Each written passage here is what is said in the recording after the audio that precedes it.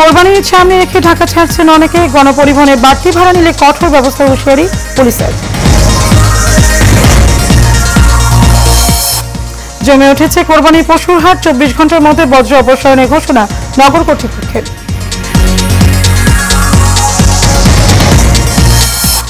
এবং অর্থ আত্মসাৎ মামলায় ডক্টর ইউনূসের বিচার শুরু। 14 জনের বিরুদ্ধে অভিযোগ গঠন, সাক্ষ্য গ্রহণ 15 জুলাই।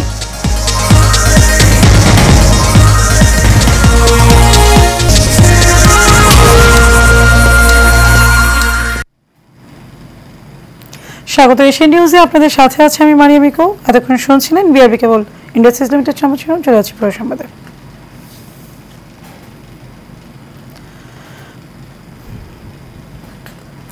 ঈদুল আজহাকে সামনে রেখে ঢাকা ছাড়তে শুরু করেছেন নগরবাসী। পরিবারের সঙ্গে ঈদের আনন্দ ভাগাভাগি করতে রাজধানী ছাড়ছেন তারা। অনেকেই পরিবারের সদস্যদের নিয়ে বাস ও ট্রেনে করে গ্রামের বাড়িতে যাচ্ছেন। সকাল থেকে কমলাপুর রেল স্টেশনে গ্রামমুখী হাজারো মানুষের এমন চিত্র দেখা যায়। যদিও ঈদুল আজহার সরকারি ছুটি শুরু হবে আগামী রোববার থেকে। এর আগে আগামীকাল ও পরশু সাপ্তাহিক বন্ধ, তার সাথে আজ একদিন বাড়তি ছুটি নিয়ে সকালের অনেকে পরিবার পরিজন নিয়ে ছুটছেন বাড়ির পানে।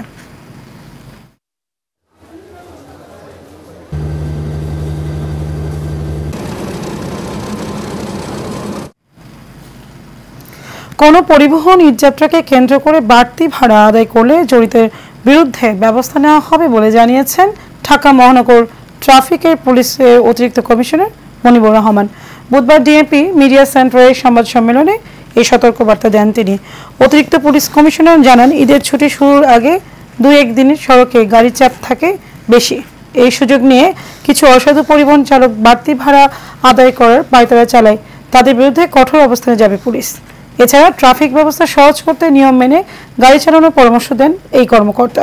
যত্রতত্র যাত্রী ওঠানামা করলে জরিমানা করা হবে বলেও জানান তিনি। না হচ্ছে কিনা সেটা ব্যাপারে কিন্তু সার্ভিলেন্স টিম আছে এবং সেখানে কিন্তু ভ্রাম্যমাণ আদালত থাকে এবং সেই ভ্রাম্যমাণ আদালতকে কিন্তু পুলিশ সাপোর্ট করে থাকে। যদি সেখানে যদি অযাচিতভাবে কিছু পাওয়া যায়, প্রতি বছরই কিন্তু এটা হয়ে থাকে। হয়তো যেখানে অযাচিতভাবে যেখানে খবর আসে, যেটা রিপোর্টিং হয়, যেটা রিপোর্টেড হয়, সেখানে কিন্তু কর্তৃপক্ষ কর্তৃক ব্যবস্থা নেওয়া হয়। এবার কোরবানির হাটের খবর। রাজধানীতে হাটগুলোতে কোরবানি পশু নিয়ে আসতে শুরু করেছেন খামারিরা। প্রায় সবগুলো হাটেই রয়েছে পর্যাপ্ত গরুর সরবরাহ। বেচাকেনাও শুরু হয়েছে হাটে, তবে বেশিরভাগ মানুষই ঘুরে ঘুরে দাম সম্পর্কে ধারণা নিচ্ছেন। উত্তর সিটি কর্পোরেশন জানিয়েছে, হাটে খামারিদের সুযোগ সুবিধা নিশ্চিত করতে কঠোর নির্দেশনা দেওয়া হয়েছে ইজারাদারদের। শহীদুল হক জীবনের ক্যামেরায় বিস্তারিত জানাচ্ছেন শেখ সোহাগ। বিভিন্ন রং বেরঙে সাজে সজ্জিত হয়েছে রাজধানীর গরুর হাটগুলো। মাঠের গরু যাতে ভিজে না যায় এজন্য টানানো হয়েছে মাঠ ভর্তি ত্রিপল। বেচাকেনা জমজমাট হওয়ার আশায় ব্যস্ত সময় পার করছেন খামারিরা। ঈদের বাকি আর সপ্তাহখানিক, নগরে হাটে এসে গেছে হাজার হাজার গরু। ভোগান্তি এড়াতে আগেভাগে এসে গেছে বিভিন্ন জেলার খামারিরা। যেহেতু আমার বড় গরু, যদি ভিতরে চাপের মধ্যে জায়গা পাই তাহলে আমার গরু নিয়ে রাখা এবং বিক্রয় করার সমস্যা হবে, বিধা আমি অনেক আগে এসেছি। দরদাম বলছে কিন্তু গরু বেচা কেনার মতন বলছে না, হয়তো তাদের রাখার জায়গা নেই, যার কারণে তারা তো এই মুহূর্তে গরু কেনে না। একটু টাইম যখন আগে আসবে তখন তারা গরু কেনাকাটা করবে। কাস্টমার আসছে, দামাদামি করছে, কিন্তু বোধমোধ হচ্ছে না, তাই আমরা গরু ছাড়ছি না। বিক্রি শুরু হতে আরও সময় লাগবে বলে মনে করছেন হাটে আসা খামারিরা। জায়গা স্বল্পতার কারণে ঈদের কাছাকাছি সময় গরু কেনার ইচ্ছা নগরবাসীর। আমি গরু দেখতে আসছি, অনেক গরু উঠছে, বিভিন্ন ধরনের গরু, দেখার মতো গরু। অন্যান্য হাটের তুলনায় হাটে খুব সুন্দর সুন্দর গরু উঠছে। গতবারের তুলনায় এবার গরু একটু বেশি। ঈদের জন্য গরু কিনতে দেখি মিলে গেলে কিনব।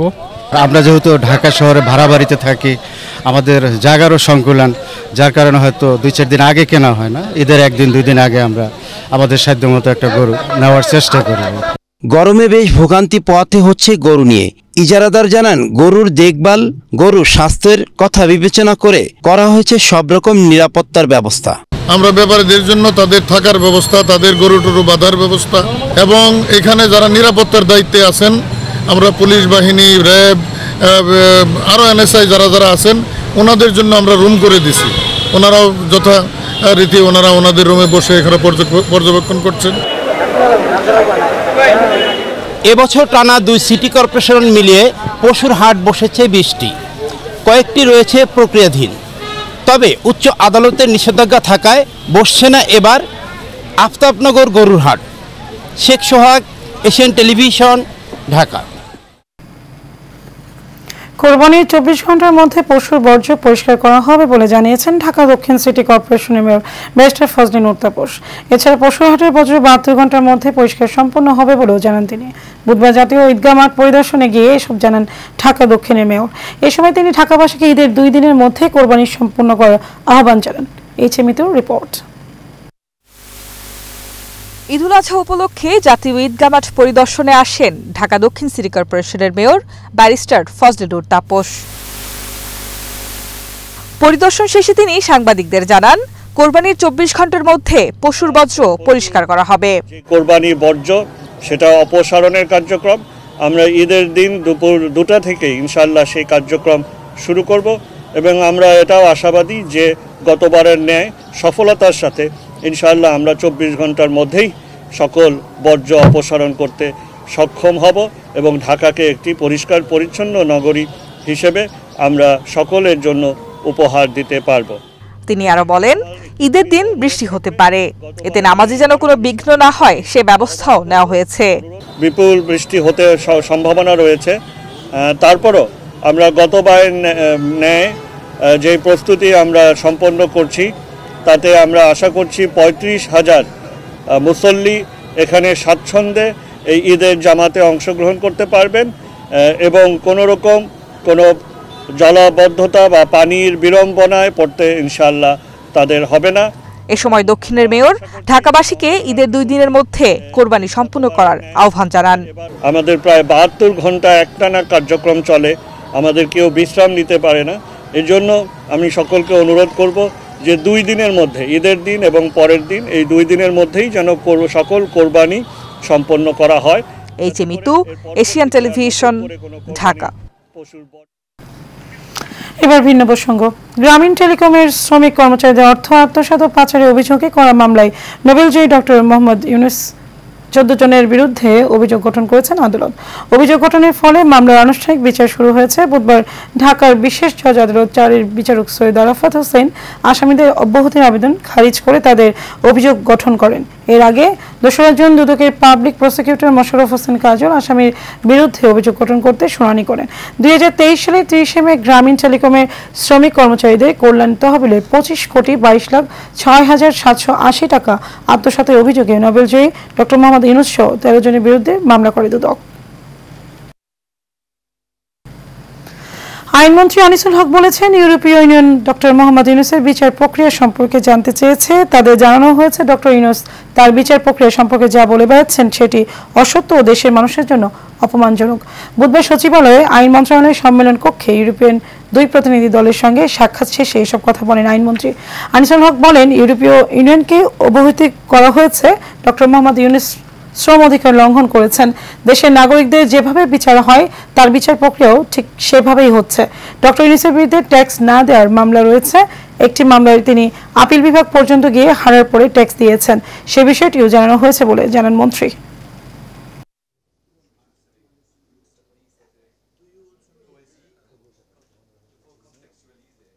যার বিরুদ্ধে তারা নালিশ করেছেন সেটা হচ্ছে ডক্টর ইউনুস, এবং তিনি তাদেরকে আশ্বস্ত করেছেন যে তিনি তাদের ক্ষতিপূরণ দিবেন। সেই জন্য তারা পিটিশনগুলি উইথড্র করেছে এবং অনেকের মামলা পেন্ডিং আছে।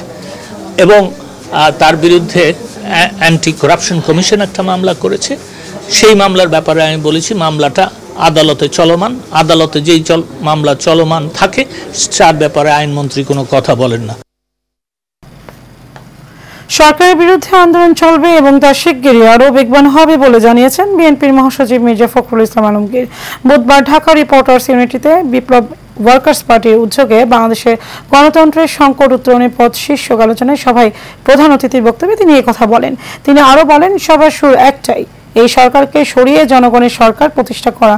বিএনপি সহ সব দল একত্রে হতে পারাটা গণতন্ত্র পুনরুদ্ধার করতে সহায়ক ভূমিকা পালন করবে বলেও মন্তব্য করেন তিনি।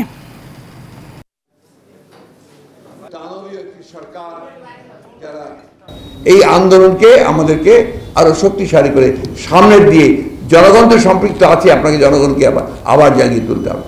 এই কথা সত্য যেটা মান্নান সাহেব বলেছেন যে তরুণ যুবকদের, আমি আবার সবসময় কথা বলি, আবারও আমি বলছি, তরুণ আর যুবকদেরকে এগিয়ে আসতে হবে।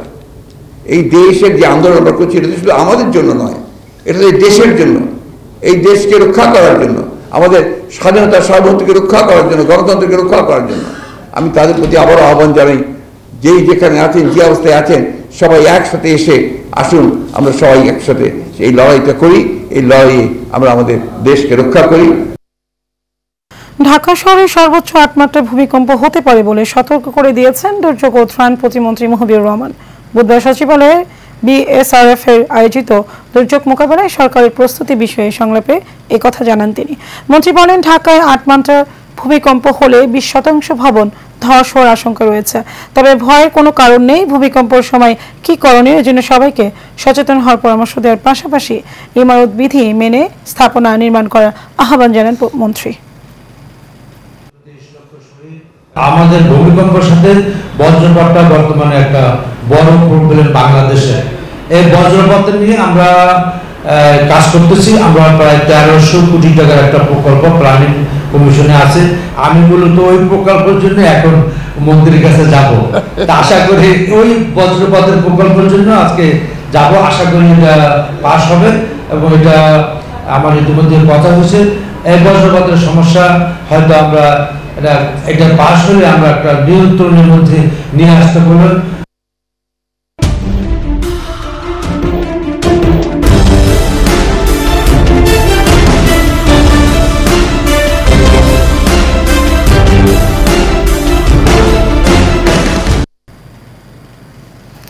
সাভারে রয়েছে বিশাল দেহের পাঠান ও শেরখান। এদের মধ্যে পাঠানের ওজন 1350 কেজি আর শেরখানের ওজন 1200 ছুঁই।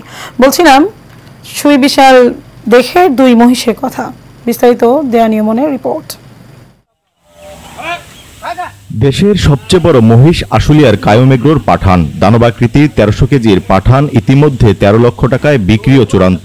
পাঠান ভারতের গুজরাটের জাফরাবাদী মহিষ। শুধু পাঠানই নয়, এই খামারেই প্রস্তুত করা হচ্ছে প্রায় 1200 কেজির শেরখানকেও। বড় এক একটি মহিষকে প্রতিদিন দিতে হয় 20 কেজির মতো দানাদার খাবার।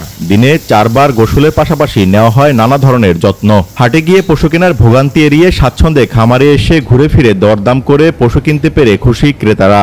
খামারে আসার উদ্দেশ্য হলো এখানে ভেজাল কোনো খাদ্য দেয় না, ভেজাল কোনো খাবার খাওয়ায় না। ম্যাক্সিমাম সেল হয়ে হচ্ছে আমাদের অনলাইনে ভিডিও দেখে। আমরা আমাদের সাথে হোয়াটসঅ্যাপে মেসেঞ্জারে যোগাযোগ করে। কায়োমেগ্রো খামারটিতে বর্তমানে রয়েছে দেশের সবচেয়ে বেশি 200-র অধিক মহিষ। অন্যদিকে ঈদ উপলক্ষে প্রায় শতাধিক গরুকে মোটাতাজাকরণ করেছে লালন ডেয়ারি ফার্ম। খামারিরা বলছে খাদ্যের চড়া দাম, অন্যদিকে ঈদ উপলক্ষে চোরাই পথসহ নানাভাবে দেশে প্রবেশ করছে ভিনদেশি পশু। এতে চরম লোকসানের শঙ্কায় এসব খামারিরা। আপনারা সারা বছর গরু আনেন, কোরবানি কেন্দ্রিক করে গরু কেন আনবেন? সারা বছর আনেন, আমরা কম রেটে কিনতে পারবো, কম রেটে দিতে পারবো। বিদেশি গরুগুলো আমাদের কোরবানির সময় দেশে আসাতে আমরা ফার্মিরা অনেক ক্ষতিগ্রস্ত হই।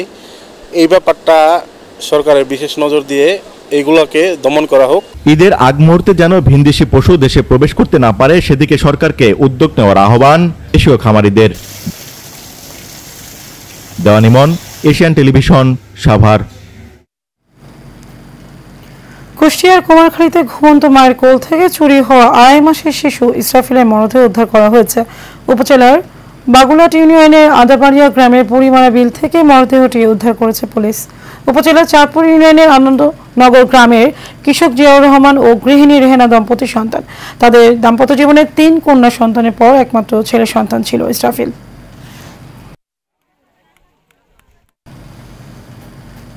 পঞ্চগড়ের সদর উপজেলার সাফ অনূর্ধ্ব 16 চ্যাম্পিয়নশিপ জয়ী নারী ফুটবলার ইমারজান বেগমকে দেয়া সেমি পাকা বাড়ির উদ্বোধন করা হয়েছে। বুধবার দুপুরে উপজেলার হাড়িভাষা ইউনিয়নের খোপড়াবান্দি এলাকার জেলায় প্রশাসনের সহযোগিতায় নির্মিত ঘরের উদ্বোধন করেন জেলা প্রশাসক জহুরুল ইসলাম। এ সময় সাফ জয়ী ফুটবলার ইয়ারজানের হাতে ঘরের প্রতীকী চাবি তুলে দিয়ে মিষ্টিমুখ করেন জেলা প্রশাসক।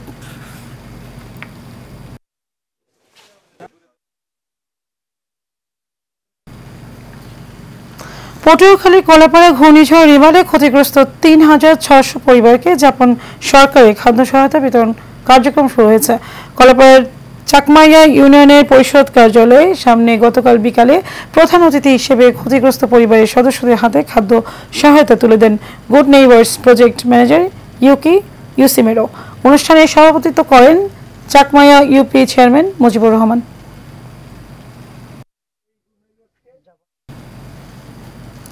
পবিত্র ঈদুল আজহা উপলক্ষে লিবার্টি নেটওয়ার্ক লিমিটেডের ডিএমডি শরীফ হাসানের উদ্যোগে ঈদ সামগ্রী বিতরণ করা হয়েছে। কালিয়াকৈর পৌরসভার ৭ নং ওয়ার্ডের হতদরিদ্রদের মাঝে এই দিনের সামগ্রী বিতরণ করা হয়। এই সময় উপস্থিত ছিলেন কালিয়াকৈর পৌর mayor Mujibur Rahman, panel mayor Khattab Molla, liberty network লিমিটেডের অ্যাডমিন জিএম জিকরুল ইসলামের সুজন, ওয়ার্ড আওয়ামী লীগের সিনিয়র সহসভাপতি এমদাদ হোসেন মোল্লা সহ আরো অনেকে। ৫০০ জনের মাঝে চাউল, ডাল, তেল, সেমাই সহ বিভিন্ন ধরনের ঈদ সামগ্রী বিতরণ করা হয়।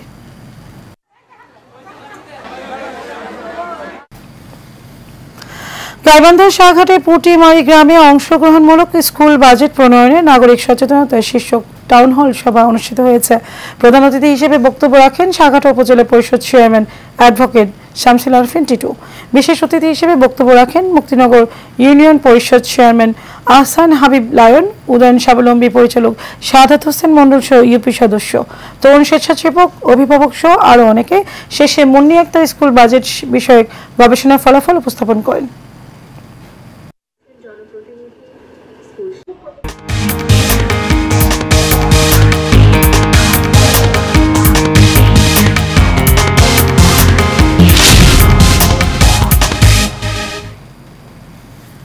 এবার আন্তর্জাতিক সংবাদ। কুয়েতের দক্ষিণ আহমেদি গভর্নরেটের মানগাফ এলাকায় একটি ভবনে ভয়াবহ অগ্নিকাণ্ডে অন্তত ৩৯ জনের মৃত্যু হয়েছে। এই ঘটনায় আহত হয়েছে আরও অনেকে। দেশটির স্বাস্থ্য মন্ত্রণালয় বলছে আহতদের মধ্যে কয়েকজনের অবস্থা গুরুতর। তাদের নিকটবর্তী বিভিন্ন হাসপাতালে নিয়ে যাওয়া হয়েছে। এক পুলিশ কর্মকর্তা দেশটির রাষ্ট্রীয় মিডিয়াকে জানিয়েছেন, স্থানীয় সময় সকাল ৬টায় অগ্নিকাণ্ডের খবর পায় কর্তৃপক্ষ। আর যে ভবনটিতে অগ্নিকাণ্ডের ঘটনা ঘটেছে, যেখানে গৃহকর্মীরা থাকতেন, ঘটনার সময় প্রচুর সংখ্যক শ্রমিক ছিল। তাদের মধ্যে কয়েকজনকে উদ্ধার করা হয়েছে, কিন্তু দুর্ভাগ্যবশত আগুনের ধোঁয়ায় অনেকের মৃত্যু হয়েছে।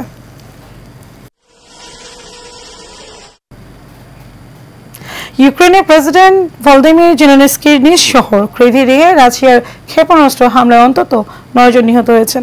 ইউক্রেনের প্রসিকিউটর জেনারেল কার্যালয় জানিয়েছে, বুধবার একটি আবাসিক ভবনে হামলার ঘটনায় আহতদের মধ্যে ৫ শিশু রয়েছে। এর আগে ৪ জন নিখোঁজ হওয়ার খবর পাওয়া গেছে। এছাড়া এই হামলায় আহত হয়েছেন অন্তত ২৯ জন। এদিকে নিহতদের স্বজন ও বন্ধুদের প্রতি সমবেদনা জানিয়েছেন জেলেনস্কি। তিনি বলেন, প্রতিদিন প্রতি ঘন্টায় রাশিয়ার সন্ত্রাস প্রমাণ করেছে যে ইউক্রেনকে তার অংশীদারদের সঙ্গে নিয়ে বিমান প্রতিরক্ষা ব্যবস্থা জোরদার করতে হবে। এবার এইচএম স্টিল চট্টগ্রাম সংবাদ।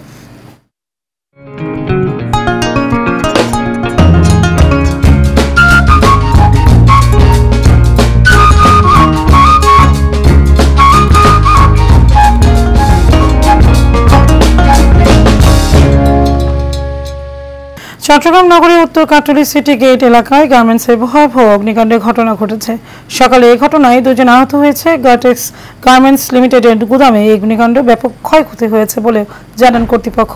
বৈদ্যুতিক শর্ট সার্কিট থেকে আগুনের সূত্রপাত বলে ধারণা করেছেন গার্মেন্টস সংশ্লিষ্টরা। ফায়ার সার্ভিসে আগ্রাবাদ বায়েজিদ বন্দরে ৭টি ইউনিয়ন প্রায় ২.৫ ঘন্টা চেষ্টা করে আগুন নিয়ন্ত্রণে আনে।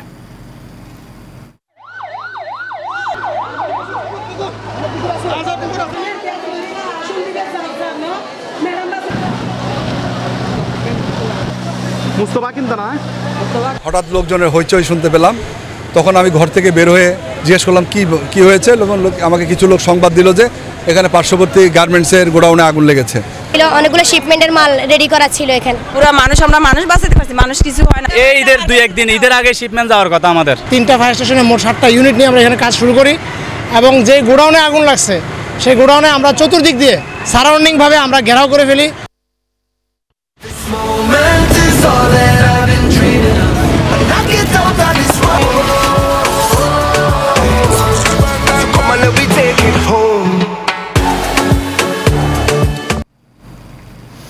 এবার আইসিসি টি-20 বিশ্বকাপের খবর। আইসিসি টি-20 বিশ্বকাপে রাতে নিজেদের তৃতীয় ম্যাচে নেদারল্যান্ডসের বিপক্ষে মাঠে নামবে বাংলাদেশ। কিংসটাউনে ম্যাচটি শুরু হবে বাংলাদেশ সময় রাত 8:30টায়। শ্রীলঙ্কাকে হারিয়ে আসরের শুভ সূচনা করবে বাংলাদেশ। তবে দ্বিতীয় ম্যাচে দক্ষিণ আফ্রিকার কাছে 4 রানে হেরে হোঁচট খায় নাজমুল শান্তর দল। সুপার 8-এর পথ মোচন করতে ডাচদের বিপক্ষে জয়ের বিকল্প নেই টাইগারদের। তাই বোলারদের পাশাপাশি ব্যাটারদেরও দায়িত্ব নিয়ে খেলার তাগিদ টিম ম্যানেজমেন্টের। অন্যদিকে নিজেদের প্রথম ম্যাচে নেপালকে হারালো প্রোটিয়াদের কাছে হেরেছে নেদারল্যান্ডস। তাই তাদের ভালো সুযোগ রয়েছে সুপার 8-এ যাওয়ার।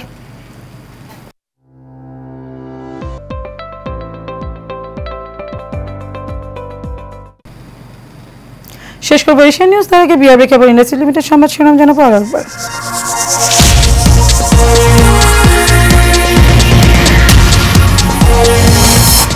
কোরবানির সামনে রেখে ঢাকা ছাড়ছেন অনেকে। গণপরিবহনে বাড়তি ভাড়া নিলে কঠোর ব্যবস্থা হুঁশিয়ারি পুলিশের। জমে উঠেছে কোরবানির পশুর হাট। 24 ঘন্টার মধ্যে বজ্র অপসারণের ঘোষণা নগর কর্তৃপক্ষের।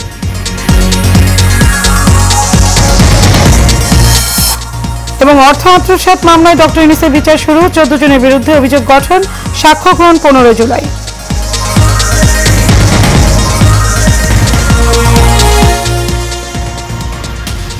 দর্শক, এই ছিল আমাদের এতক্ষণকার আয়োজন। আমাদের পরবর্তী সংবাদ দুপুর 12টা বেজে 30 মিনিট দেখার আমন্ত্রণ রইল।